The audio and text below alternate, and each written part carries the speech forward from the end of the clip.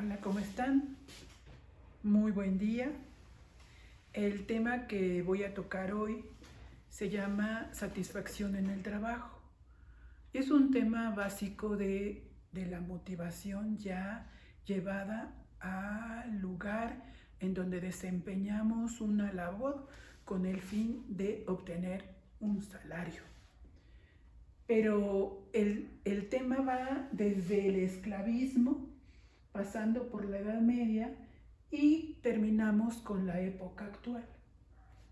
Para empezar, ¿qué es satisfacción en el trabajo? Pues es una sensación personal de estoy a gusto aquí, de tengo ganas de estar en ese lugar, me agrada, me provoca sensaciones placenteras, satisfacciones, además de que me paguen. El salario no está, tiene que ver, pero no es el único factor, sino cómo me siento ahí, qué hago. Lo que hago me provoca satisfacción, gusto, placer. O llego y digo, oh, tengo que trabajar aquí, qué horror. Esto me desagrada mucho, lo hago porque necesito el dinero que me pagan, pero me siento totalmente incómodo o incómoda en este trabajo. Entonces, eso es satisfacción en el trabajo. Bueno, ¿cómo habrá sido la satisfacción en el trabajo en las diferentes etapas en las que el ser humano ha trabajado? Bueno, pues al principio estaba basado fundamentalmente en un sistema que se llama esclavismo. ¿Y cuáles fueron las culturas que tenían este sistema? Pues todas las del mundo antiguo. Tenemos a los sumerios, a los egipcios, a los griegos y a Roma.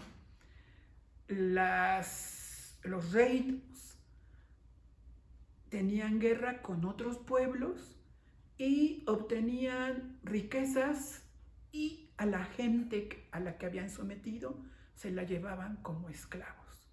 Y estas personas trabajaban en las minas, en la agricultura y en muchas otras actividades que no eran agradables. Aunque en ocasiones los esclavos que habían obtenido de otros reinos pues eran personas preparadas. Y entonces pues las ponían a hacer aquello para lo cual estaban capacitados. ¿Cómo habrá sido la satisfacción en el trabajo en estos lugares? Pues definitivamente mínima. Porque para empezar, ¿cuál es la definición del esclavismo? El que te obliguen a hacer un trabajo y que no recibas un salario por eso. Y si no lo quieres hacer, pues hay un castigo.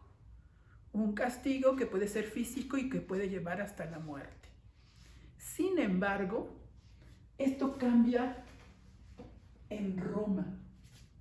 En Roma surge con el derecho romano, que todavía se enseña en todas las facultades y escuelas de derecho del mundo, porque fue un logro muy importante de los romanos. Ya hay una legislación que prohíbe a los dueños de los esclavos aplicar castigo físico excesivo o matarlos con penalizaciones hacia ello, que permite que los esclavos sean liberados y que tengan posesiones.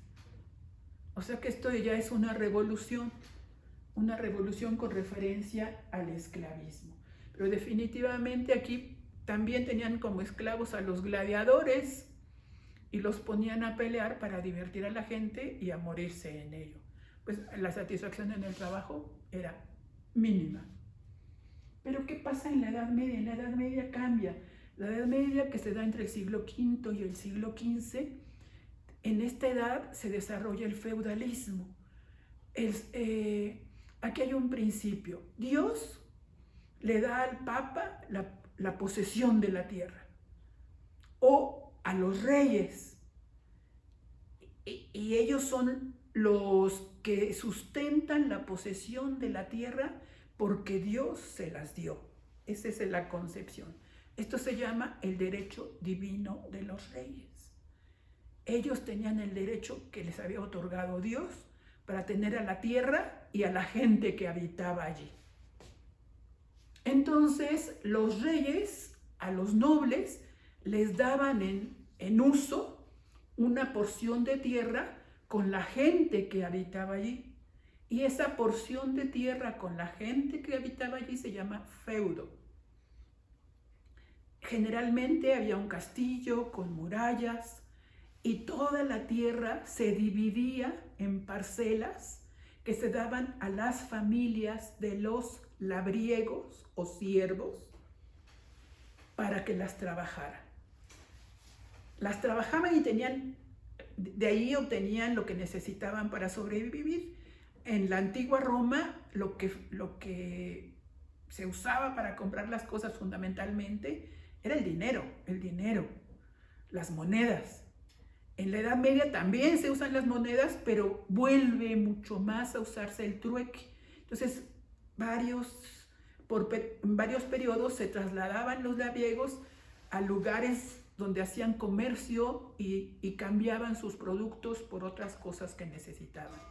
Pero también tenían la obligación de cultivar la tierra del señor feudal, porque de hecho les estaba prestando la tierra, porque la tierra se las había dado el rey y al rey Dios. ¿A qué tenían derecho? Cuando venían asaltantes, los labriegos, ¿a qué tenían derecho? Cuando venían asaltantes, tenían derecho a trasladarse detrás de los muros del feudo para recibir protección del señor feudal, que tenía grupos armados. Eso era un derecho. Tenían derecho a cultivar su propia tierra y obtener productos, pero por supuesto la obligación de pagar impuestos al señor feudal. ¿A qué tenía derecho el señor feudal? Pues a que le cultivaran su tierra, a que le pagaran impuestos y a acostarse la primera noche de bodas de las jóvenes de su feudo. Esto se llama prima notte o derecho de pernada. El señor feudal cohabitaba sexualmente con todas las jovencitas que se casaban. Eso no era muy agradable para los labriegos. ¿Qué piensan ustedes? Bueno, eso con relación al feudalismo. Hay un cambio, pero los labriegos estaban anclados a la tierra. Si ustedes recuerdan, la Edad Media es la época de las cruzadas. Los señores feudales se iban con sus grupos armados años a rescatar los santos lugares y también a restablecer el comercio que se había perdido por esto. Había desorden en los feudos y algunos labriegos se iban a otro lado. Bueno, pues hay registros escritos de juicios en donde regresa el señor feudal después de varios años y obliga a sus siervos a regresar a su tierra a cultivarla. Se dice que estaban anclados a la tierra. No era un esclavismo propiamente dicho, pero tenía todavía rasgos muy dominantes. También el señor feudal podía usar castigo físico y los instrumentos de tortura que estaban en el sótano del castillo, ¿verdad? Contra aquellos que se sublevaran o rebelaran. Entonces, esto se llama servidumbre. Es otro sistema de trabajo que definitivamente tiene poca satisfacción en el trabajo, pero ya no es tan grave como el esclavismo puro, en donde se podían vender a la esposa o a los hijos a otras personas, ¿no? Aquí hay otro sistema que se da y que se continúa en la Edad Media, en el Renacimiento y hasta nuestra época. Este sistema es el de los gremios o corporaciones, los talleres.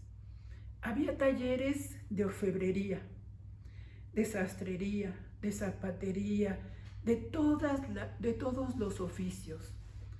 Si alguno de nosotros pertenecía, por ejemplo, al taller de los sastres, no podíamos hacer obras de orfebrería, porque eso era exclusivo de los miembros de ese taller, de ese gremio o corporación.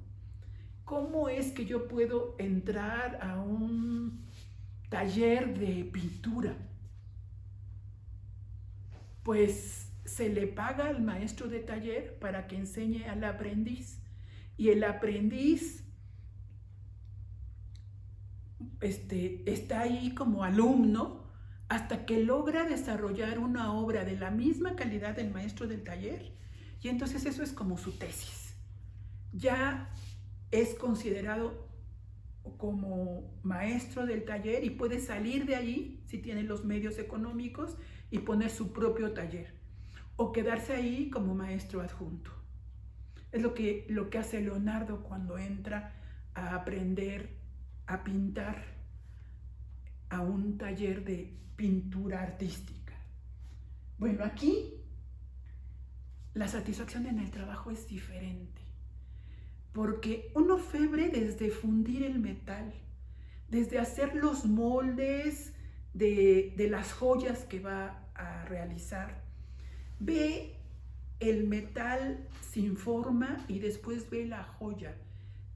La satisfacción en el trabajo es mayor porque ves el fruto de tu esfuerzo, de tu trabajo, el producto final.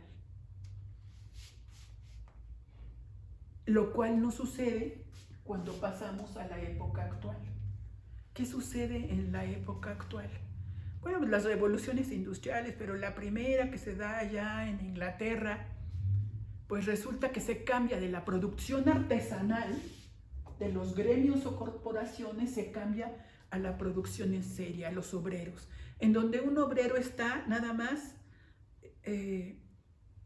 clavando un clavo en algún lugar. Y una pequeñísima parte de todo el proceso. Tiempos modernos. Ahí está esa película que les recomiendo siempre a mis alumnos ver, de Charles Chaplin, que se llama Tiempos Modernos, que es una obra clásica de la cinematografía que todos deberíamos poder disfrutar. Y aquí viene esa crítica a la producción en serie y está explicándonos claramente cómo la satisfacción en el trabajo se demerita. Ya no entiendes por qué estás haciendo esa pequeñísima parte de todo un proceso. No lo sientes. ¿Qué es lo que se hace ahora en las grandes compañías, en las fábricas, en las organizaciones? En algunas, las personas pasan un tiempo determinado en cada área para entender, cuando lleguen al área que les corresponde, toda la importancia de su trabajo individual en todo el proceso. Eso es importante. Eso se llama inducción, que entiendas qué importancia relativa tiene tu trabajo en todo el proceso y en el producto final. En otros lugares no dan capacitación ni inducción, como me estaban platicando algunos exalumnos la semana pasada. Pero bueno, entonces, aquí decimos, bueno, ya no hay esclavismo en la época actual. Falso. Según datos de la ONU, actualmente existen 200 millones de niños esclavos en el mundo. 300 acabo de... Ya creció. ¡Qué barbaridad! 300 millones de niños esclavos en diferentes labores. Si en la revolución industrial los ponían porque eran pequeños a meterse entre las máquinas y no les importaba si se morían, porque era peligroso, pero eran los que cabían allí. Actualmente hay explotación sexual y de todos tipos. En las minas hay personas que no salen de las minas en toda su vida.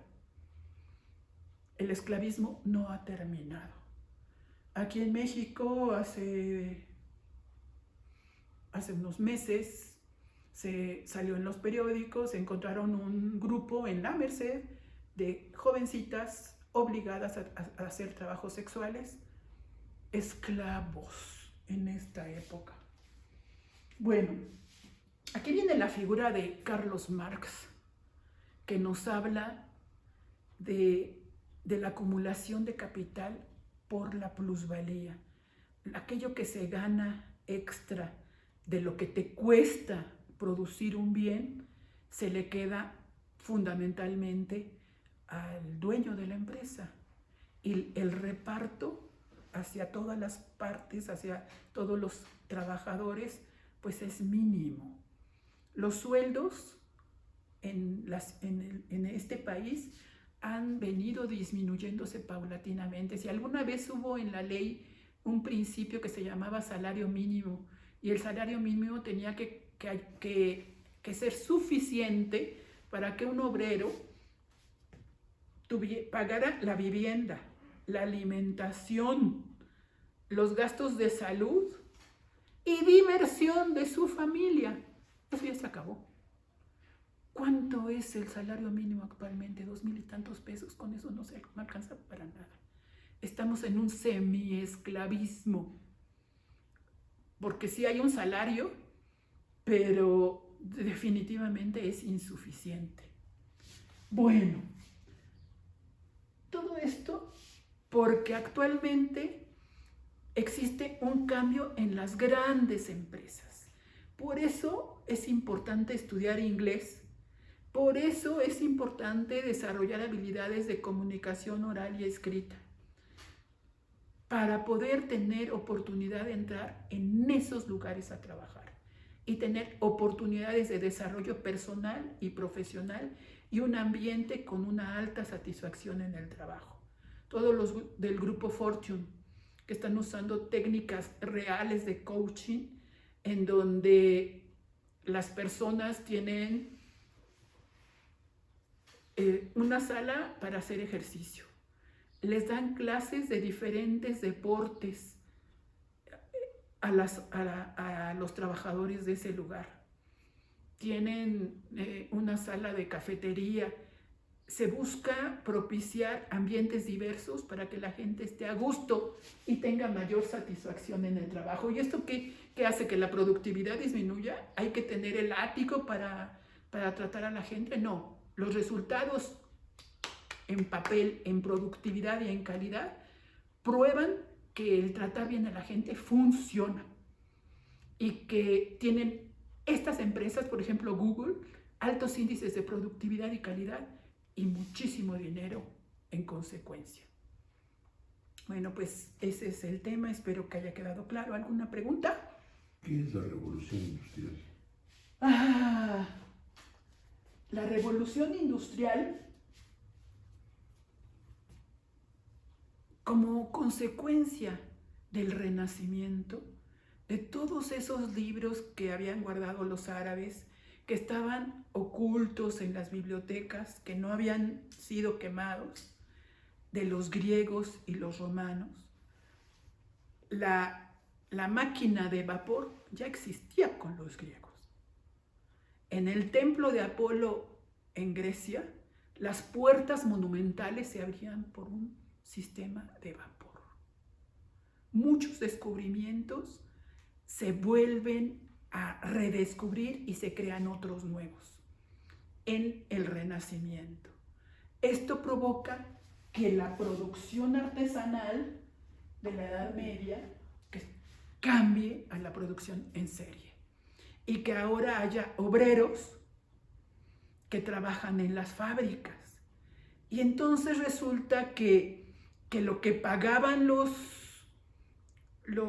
dueños de las empresas, de las fábricas, era muy poco. Entonces los obreros querían tener más hijos para llevar a sus hijos a trabajar y ganar más dinero y sobrevivir. El resultado es que había una gran oferta de personas que buscaban trabajo y los sueldos disminuían. Las leyes de la oferta y la demanda. Entonces la revolución industrial es que empiezan las industrias, la producción en serie. En Inglaterra se descubre el telar y entonces ya no hacen los telares a mano, anudando los hilos, sino en máquinas, en donde las mujeres trabajan todo el día. Hay relaciones de que en esta primera revolución industrial las mujeres se llevan su pequeño telar a su casa y están trabajando todo el día. Se detienen un poco para amamantar al bebé y para comer, pero tienen que trabajar más y más. Es una revolución de los modos de producción, pero que trae como consecuencia un cambio en la vida de los seres humanos. La explotación, los tiempos de trabajo eran de 16 horas, 14 horas diarias. Y la gente pues se moría muy joven. El promedio de vida era 20 y tantos años. Pues porque comían mal, trabajaban mucho, se alimentaban mal y trabajaban mucho tiempo, se agotaban. Y no había todos los sistemas de medicina y farmacología para salvarlos de las enfermedades. Entonces es la revolución industrial y ha habido varias. Ok, muchas gracias.